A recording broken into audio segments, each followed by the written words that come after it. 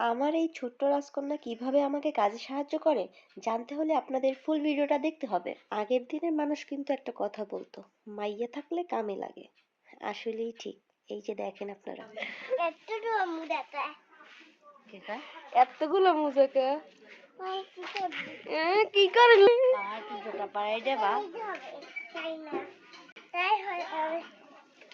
ওরে বাবা,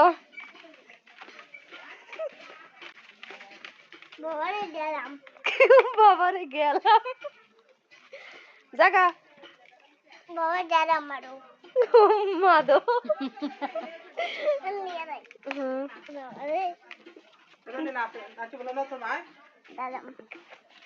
চলো চলো চলো আও তাড়াতাড়িও তাড়াতাড়িও গেলাম মারো গেলাম মাদো মারো কি মাগো আমি আমি আর পারবেন না। আমার মেয়ে কিন্তু কাজ করার প্রতি খুব আগ্রহ, সেটা পারুক বা না পারুক। আমি কিন্তু এই বয়সে কাজের ধারে কাছেও যাইনি।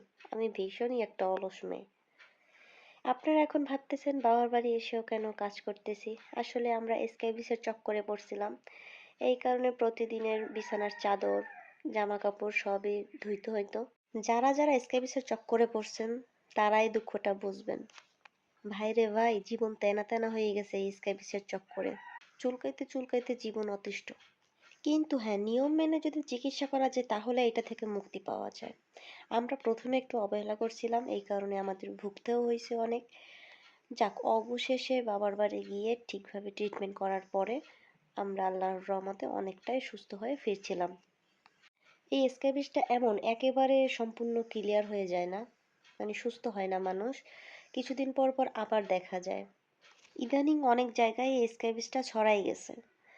আমরাও এটার সম্মুখীন হয়েছি এবং ভুগতেও হয়েছে অনেক। খুবই কষ্টদায়ক একটা অবস্থা। আমাদের পুকুরে কাপড় চোপড়গুলো ধুয়ে আমি সুন্দরভাবে রোদে শুকাতে দিচ্ছিলাম আমাদের উঠানে, এবং আমার মেয়ে দেখতেছেন আমার সাথেই আছে। কারণ কি জানেন, ও লোকজনকে বেশি একটা ভয় পায়। ও তো নতুন গেছে, এই কারণে ভয় পায়, একটু মিশতে তো টাইম লাগে। আমার চাচাতো বোন আর ও আমার সাথেই ছিল সম্পূর্ণটা সময়। গ্রামীণ পরিবেশের আলো বাতাসটাই হয়তো অন্যরকম, আমার কাছে এটা মনে হয়। বন্ধুরা, তোমরা সবাই লাইক, কমেন্ট এবং ফেসবুক থেকে দেখলে পেজটা ফলো করবে এবং ইউটিউব থেকে দেখলে চ্যানেলটা সাবস্ক্রাইব করে আমার পাশে থাকবে। সকলকে ধন্যবাদ।